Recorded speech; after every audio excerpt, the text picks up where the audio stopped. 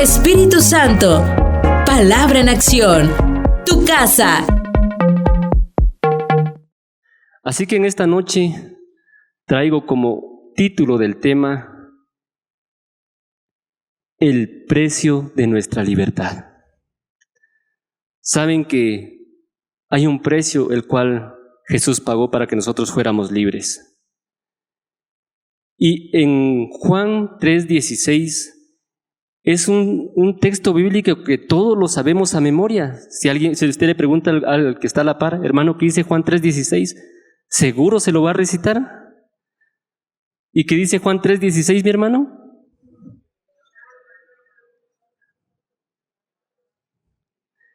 Para que todo aquel que en él cree no se pierda, mas tenga vida eterna. Unos vieron a la pantalla y otros me vieron a mí. Pero muchas veces estamos tan acostumbrados a recitarlo, a decirlo de memoria, que nos olvidamos de la esencia que tiene ese versículo, del poder que encierra ese versículo. Ya que Dios envió a su Hijo unigénito para que muriera por nuestros pecados. Jesús pagó un grande precio por nuestra salvación. Él nos redimió. ¿Y qué es redimir? Redimir significa liberar a alguien de una situación de opresión, culpa o deuda a través de un sacrificio pago. Si lo miramos de un contexto bíblico, redimir se refiere a salvar a una persona del pecado o condenación. Jesús pagó un precio muy alto, en el cual nosotros muchas veces tal vez lo tomamos a la ligera, no pensamos el grado que Él llevó, el sacrificio que Él hizo hasta la cruz del Calvario, y por eso es que nosotros no le hemos tomado un valor. Pero el libro de Colosenses dice en el capítulo 1, versículo 13 al 14, pues Él nos rescató del reino de la oscuridad y nos trasladó al reino de su amado Hijo, en quien tenemos redención en la sangre por medio de Jesucristo. El precio por nuestra salvación fue su sangre preciosa. A Jesús le atribuyen muchos nombres y eso revela el carácter de cómo Él era. Eso nos revela el carácter y la misión por la cual vino a la humanidad. Ahora le pregunto yo, ¿con qué nombres conocemos a Jesús? Y van a salir en pantalla unos nombres. Y uno de los que le conocemos es Cristo. Le conocemos por Emmanuel, Hijo de Dios, Hijo del Hombre, Cordero de Dios, Rey de Reyes y Señor de Señores. ¿Y cuánto le dan un aplauso a ese nombre poderoso? Gloria a Dios, Él es Rey de Reyes y Señor de Señores. El buen pastor, la luz del mundo, el camino, la verdad y la vida. Príncipe de paz, Alfa y Omega. ¿Sabe usted algún otro nombre que usted podría decirme ahí en voz alta?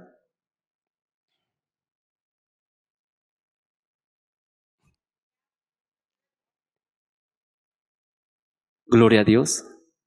Vamos a ver otro nombre en el cual yo quiero desarrollar el tema. Y ese nombre es varón de dolores. Sabemos todos los calificativos que Él tiene, los nombres, los títulos que se le ha dado a Jesucristo. Pero ese nombre, varón de dolores, es el que fue experimentado en dolores, como dice Pastor Naid. Él experimentó el peso de nuestros pecados. Él los llevó y los cargó en esa cruz del Calvario. No sabemos qué dimensión fue la que vivió Jesucristo, pero hoy nos adentraremos aún en una de las profecías más profundas y conmovedoras de todo el Antiguo Testamento. Y quiero que me sigan en el libro de Isaías, en el capítulo 53, versículos 3 al 6, y aparecieron en pantallas. Y dice: despreciado y desechado entre los hombres. Resalté ahí, varón de dolores, experimentado en quebranto, y como que escondimos de él el rostro, fue menospreciado, y no lo estimamos. Ciertamente llevó él nuestras enfermedades y sufrió nuestros dolores, y nosotros le tuvimos por azotado, por herido de Dios y abatido. Mas él herido fue por nuestras rebeliones, molido por nuestros pecados. El castigo de nuestra paz fue sobre él, y por su llaga nosotros fuimos curados. En este versículo el profeta Isaías describe con asombro detallado el sufrimiento de Jesucristo. 700 años aproximadamente después llegaba el cumplimiento de esta profecía. Jesús fue condenado a los 33 años. Era un hombre vigoroso porque Juan lo describe 100% Dios, pero 100% hombre también. Era un hombre vigoroso quien caminaba grandes extensiones para poder predicar el Evangelio. Se alimentaba bien. No es porque él fuera Dios aquí en la tierra, cierto es Dios, fue Dios en ese momento, pero también fue 100% hombre. Y alguien le preguntó que acaso él no podía pasar ese sufrimiento, que no lo hiciera si él era el rey. Pero en Mateo 26:53 nos dice ahí: ¿acaso piensas que no puedo orar a mi Padre ahora y que Él no me daría más de 12 legiones de ángeles? Miren, vamos a leer en Juan 10:18 en la Nueva Traducción Viviente. Y dice: nadie puede quitarme la vida, sino que yo la entrego voluntariamente en sacrificio, pues tengo la autoridad para entregarla cuando quiera y también para volver a tomarla. Esto es lo que ordenó mi Padre. La obediencia que Jesús tenía a su Padre fue que Él no dejara por un lado la misión, pero también lo hizo por amor a usted y lo hizo por amor a mí. Cuando Él dice que si Él no podría decirle a su Padre que vinieran más de 12 legiones de ángeles, más, o sea que podrían ser 14, 20, 30. Cuando se describe legión, en la época romana consistía aproximadamente en 5,000 a 6,000 soldados. Estamos hablando de que 12 legiones, acerca de 60,000 a 72,000 ángeles. Esos eran los que podían acudir con solamente si Jesús tronaba los dedos, pero Él no lo hizo por amor a nosotros. En el segundo libro de Reyes, en el capítulo 19, si no mal recuerdo, dice que solo un ángel exterminó a 185,000 asirios. Solo un ángel. Ahora imagínense 72,000 ángeles. La cifra asciende a 13,000 millones de exterminados. Miren, Jesús es Rey de Reyes, vimos los calificativos, pero también es misericordia, es grande en misericordia.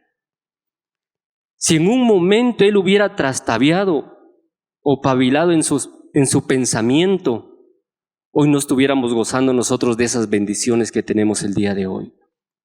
Pero si hoy estamos hablando de una libertad, pero esa libertad que Cristo nos da, en la cual nosotros sabemos que somos más que vencedores en Cristo Jesús y que el enemigo no tiene parte ni suerte con los hijos de Dios, pero Dios lo hizo aún sabiendo los padecimientos que iba a tener. Eso es una forma simbólica de demostrar el poder que tenía Jesucristo. Muchas veces nosotros decimos: Señor, ¿por qué me has abandonado? Señor, ¿por qué me has desamparado? Pero la palabra dice que el ángel de Jehová campa alrededor de los que le temen y los defiende.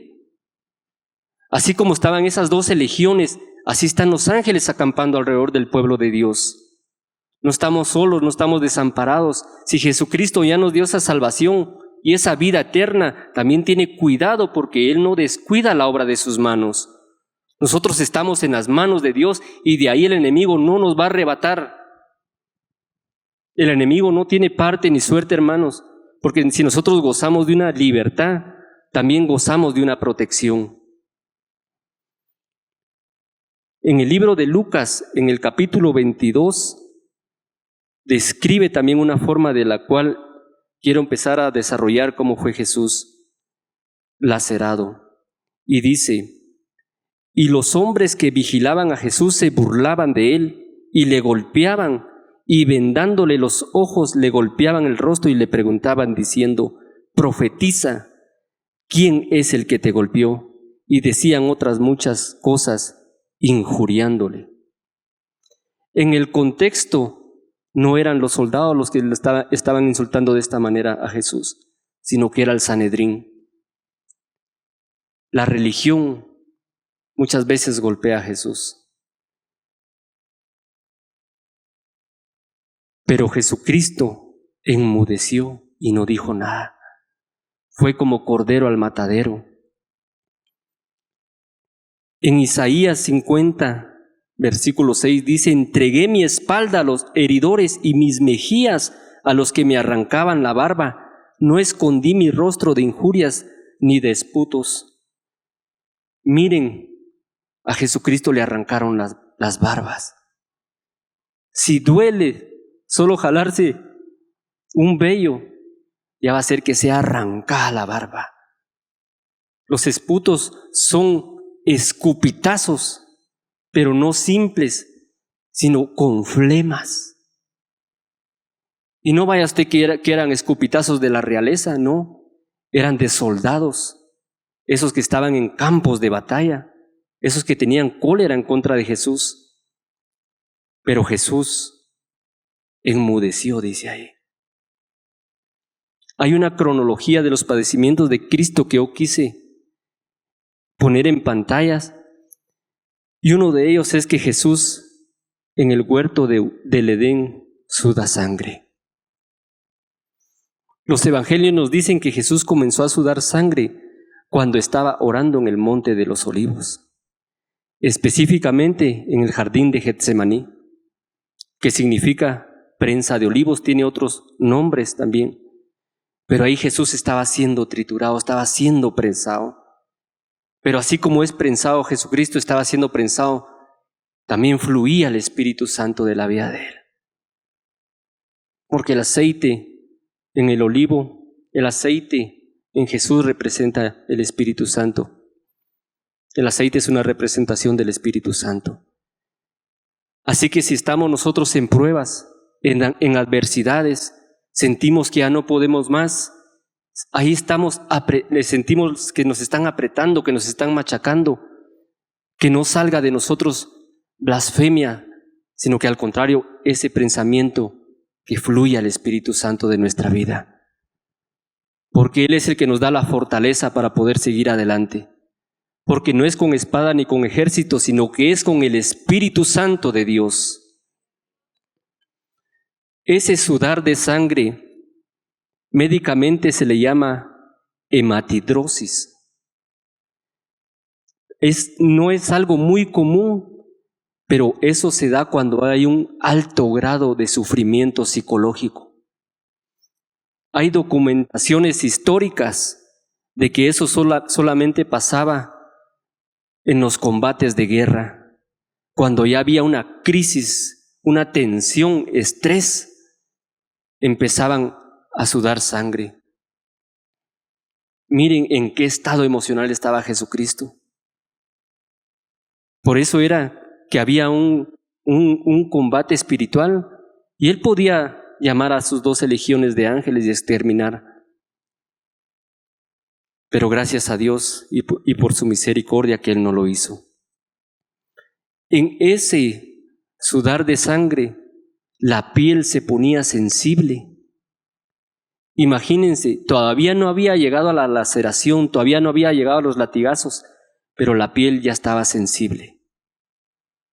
Si teniendo la piel fuerte duele un chicotazo, cuánto más teniendo una sensibilidad de la piel. Jesús estaba debilitado. Y esa misma noche Él fue sometido a falso juicio y a golpizas en la cárcel. Vamos a lo que es la flagelación.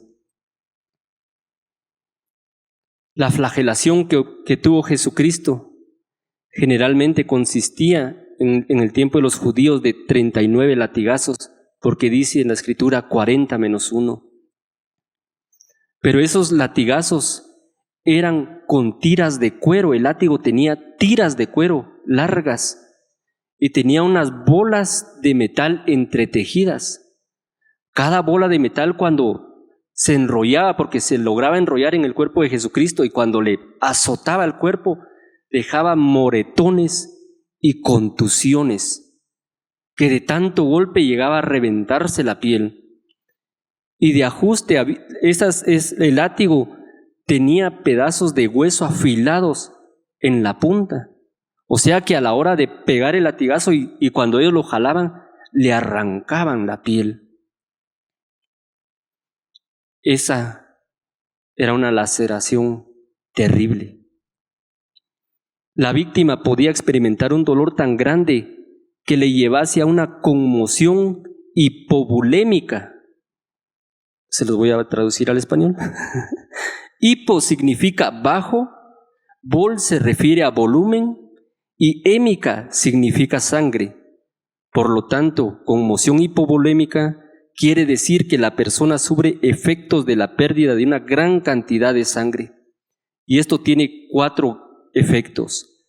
1, el corazón se acelera para tratar de bombear sangre que no existe.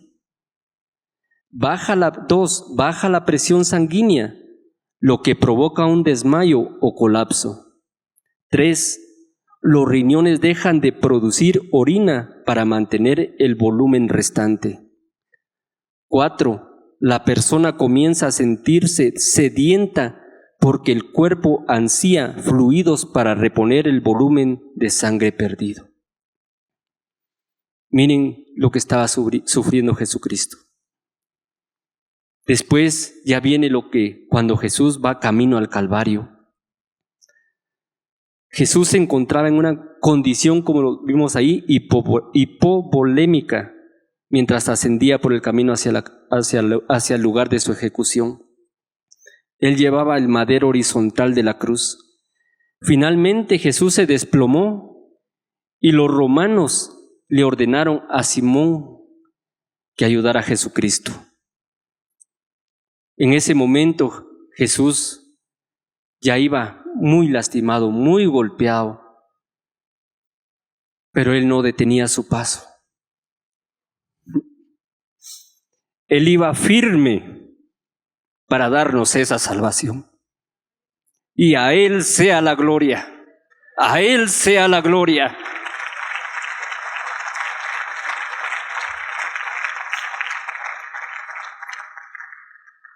En el momento de la crucifixión, la muerte de Jesús fue todavía peor. No a todos los criminales los clavaban en la cruz, a unos los amarraban. A Jesús lo acostaron y clavaron sus manos. En posición abierta en el madero horizontal, que esa viga se llamaba patibulum, los romanos incrustaron clavos de 13 a 18 centímetros de largo, que tenían una aguda punta. Y esos clavos se los metieron en las muñecas. Ahí está el nervio mediano, es el nervio mayor que sale de la mano. Le trituraron ese nervio, porque de esa manera solo ahí no se podía desprender de la cruz. ese dolor es como cuando uno se pega en la orillita del codo, en el codo, en la mera puntita, así de agudo, solo que intensificado. En el cúbito, creo que se llama, doctora, del codo, se llama ese huesito. Si uno se pega ahí, uno danza, pero no de alegría, sino de dolor. Pero era más agregado el dolor. La crucifixión, los romanos, por decirlo de alguna manera, ellos perfeccionaron esta técnica de tortura. Estaba diseñada para producir el máximo dolor y que la persona muriera lentamente, pero que así fuera prolongada también su agonía. O sea que ellos disfrutaban hacer ese trabajo. Ellos ya lo habían experimentado con otras personas, pero ahí creo que estaban siendo motivados por Satanás. Cuánto más odio y rencor tenían ellos. Pero Jesús siempre se mantuvo firme en obedecer al Padre. A ese dolor le pusieron dolor excruciante. Esa palabra no existía, pero esa palabra la pusieron literalmente como decir el dolor de la cruz. Nada más inventaron una palabra para decir cómo era un dolor de esa inmensidad excruciante. Pero Jesús también fue colgado en la cruz. Se procedió también a clavarle los pies. De igual manera, esa misma intensidad de dolor que él tuvo en las muñecas, también le pusieron los clavos en los pies. Y nuevamente los nervios de los pies fueron triturados. Esto seguramente tuvo que haber causado un dolor similar al de las muñecas. Al momento de estar en posición vertical, sus brazos se estiraron intensamente y ambos hombros debieron haberse dislocado. Y aquí es donde se cumple lo que dice Salmos 22. Dislocados estaban todos mis huesos. ¿Cómo vemos el cumplimiento de las profecías del Antiguo Testamento en la vida de Jesús? Así que no se podía decir que Él era el Mesías. Eran las profecías mesiánicas que estaban llegando a su cumplimiento, pero también estaba llegando el cumplimiento de dar salvación a la humanidad. Y tomémoslo personalmente, no solo a la humanidad, sino podemos decir a usted y a mí. Y gloria a Dios por eso. La muerte de Jesús, a medida que la persona reduce el ritmo respiratorio, entra en lo que se denomina acidosis respiratoria. Jesús, él se estaba dando cuenta de que él ya estaba llegando al final. Y él dijo, consumado es. Ahí estaba siendo roto el velo. Aquello que interfería para que entraran todos a la presencia de Dios, solo el sumo sacerdote podía llegar. Pero ahora nosotros tenemos libre acceso para estar en la presencia del Padre. Y la buena noticia es que Jesucristo resucitó al tercer día y hoy está sentado a la diestra del Padre intercediendo por nosotros. Y a Él sea la gloria, a Él sea la gloria. Somos más que vencedores en Cristo Jesús. Ahí nos podemos dar cuenta el gran amor que tiene Dios, que esa libertad de la cual estamos gozando ahora nosotros tuvo un gran precio. El varón de dolores lo experimentó.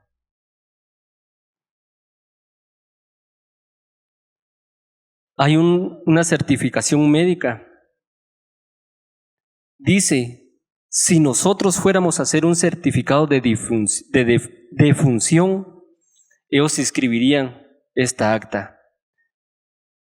La muerte fue cardiovascular y respiratoria, debido a choque traumático e hipovolémico, todo causado por crucifixión. Otros factores que probablemente estuvieron involucrados en la muerte fueron la deshidratación, arritmia del corazón producidas por estrés, derrame pericárdico, acumulación de agua entre el corazón y el pericardio, derrame pleural, inducida por los traumatismos, y coagulación intravascular diseminada, es decir, la sangre se coaguló y por lo tanto ya no había flujo. Ese hubiera sido el resultado o el dictamen que hubieran puesto en la muerte de Jesús. Y ese fue el precio de nuestra libertad. En Romanos 5, versículos 7 al 11, dice: ahora bien, casi nadie se ofrecería a morir por una persona honrada, aunque tal vez alguien podría estar dispuesto a dar su vida por una persona extraordinariamente buena. Pero Dios mostró el gran amor que nos tiene al enviar a Cristo a morir por nosotros, cuando todavía éramos pecadores. Entonces, ya que hemos sido hechos justos a los ojos de Dios por la sangre de Cristo, con toda seguridad Él nos salvará de la condenación de Dios, pues como nuestra amistad con Dios quedó restablecida por la muerte de su Hijo, cuando todavía éramos sus enemigos, con toda seguridad seremos salvos por la vida de su Hijo. Así que ahora podemos alegrarnos por nuestra nueva y maravillosa relación con Dios, gracias a que nuestro Señor Jesucristo nos hizo amigos de Dios. ¿Cuántos están alegres? ¿De veras está alegre? Yo sí estoy alegre. Jesucristo nos reconcilió con el Padre. Jesucristo nos reconcilió con el Padre. Pero Dios también quiere que nosotros tengamos una salvación integral.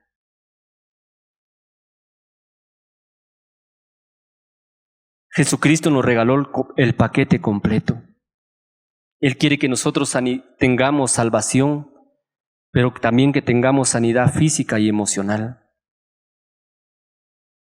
Jesús, durante su ministerio, Él estuvo sanando a muchas personas.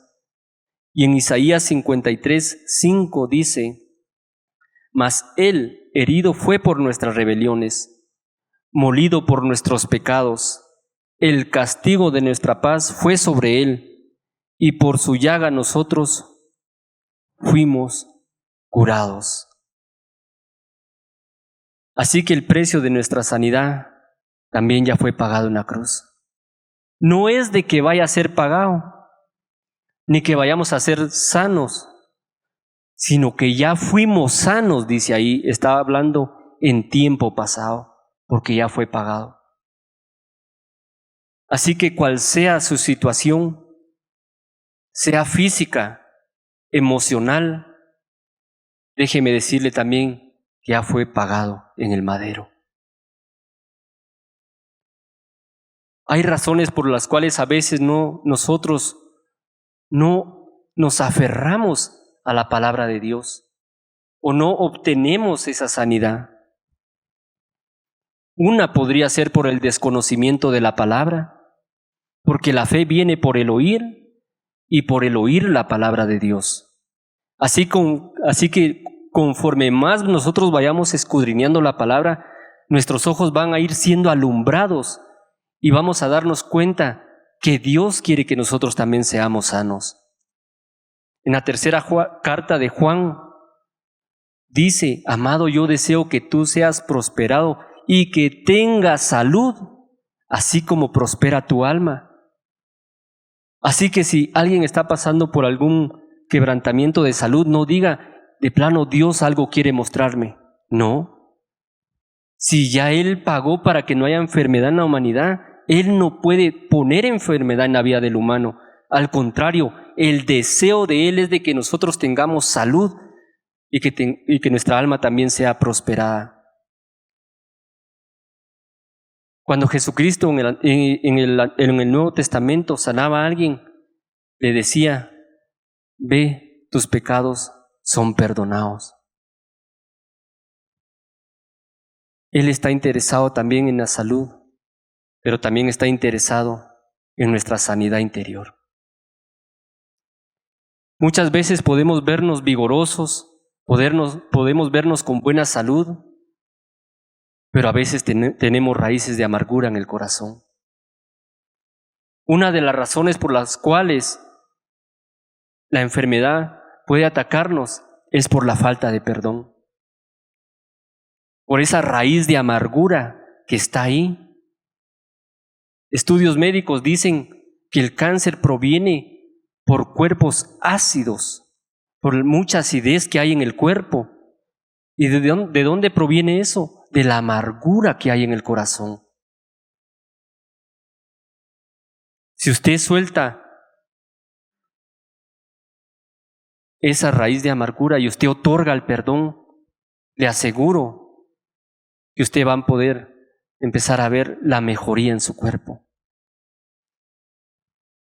¿De qué nos sirve tener sanidad física, pero si por dentro tenemos rencores?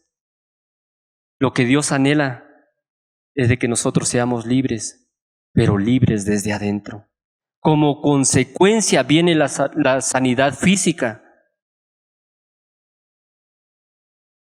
que eso ya es ganancia, ya es ganancia. Con el hecho de que nosotros tengamos segura nuestra salvación y estemos con nuestras emociones bien definidas, bien puestas delante del Señor, creo que ahí tenemos el paquete completo. Hay un ejemplo que quizás lo hemos escuchado muchas veces y se trata de alguien que había pagado su boleto para ir a un crucero. Y esta persona estuvo en el viaje y cuando era la hora de comer, él se ausentaba y mejor se iba por otro lado, se hacía el desentendido como que si no fuera con él el tiempo de comida. Pero era porque él no podía financiar más, él solo tenía para su boleto. Él ya no podía pagar lo que eran las comidas y en un crucero son caras y los menús eran elevados. Ya casi cuando era de 7 días el crucero, ya casi al 6º día, el capitán del barco se le acercó y le dice: ¿y usted por qué es que nunca entra a los restaurantes? No, es que le voy a ser honesto, yo ya no contaba con más dinero para poder abastecerme de alimentos. Y él solo llevaba galletitas y de ahí conseguía su agua pura o lo que había de obsequio. Y le dice el capitán: no, hombre, cuando usted pagó el boleto, todo estaba incluido en el crucero. Eso nos pasa muchas veces. En esta vida estamos con penas. En esta vida estamos pensando que estamos solos. Estamos quizás con deudas, quizás con enfermedades que tienen solución, pero no sabemos que está pagado todo el paquete. Subámonos a la barca con Jesucristo, que ya todo está pagado, mis hermanos.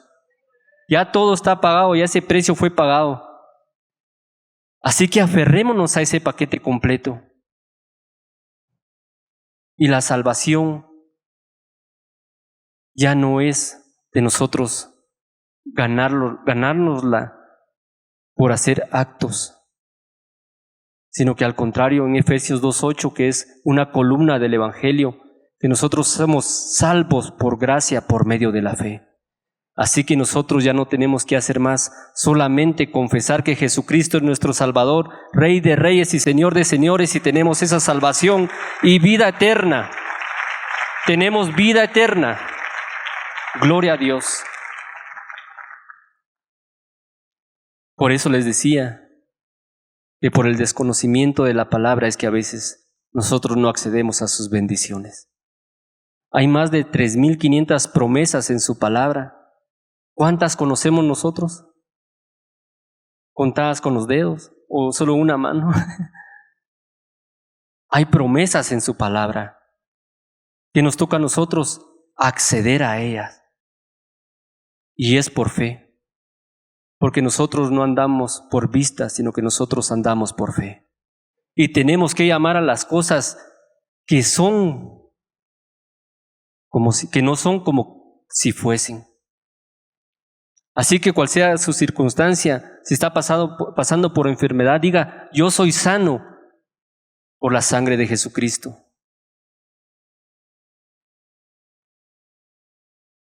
Gocemos de las bendiciones de Dios, mi hermano. Él ya pagó el precio.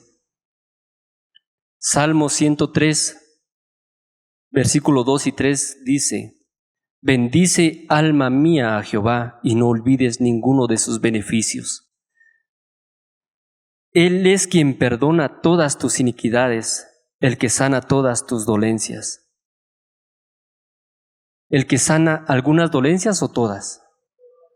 Todas tus dolencias. Así que no hay por qué temer. Solamente aferrémonos a aquel que nos dio la vida, aquel que dio a su Hijo para morir por nosotros. Promesa tenemos. Promesa tenemos. Dios quiere que nosotros gocemos de una libertad integral. Estamos a punto de gritar o de hacer el grito de independencia. Pero esa libertad muchas veces se ha tomado como libertinaje. Pero la palabra de Dios nos dice: y conoceréis la verdad, y la verdad os hará verdaderamente libres. Así que nosotros sabemos cuál es esa verdadera libertad. Y de esa debemos compartir las buenas nuevas de salvación. Espíritu Santo, palabra en acción. Tu casa.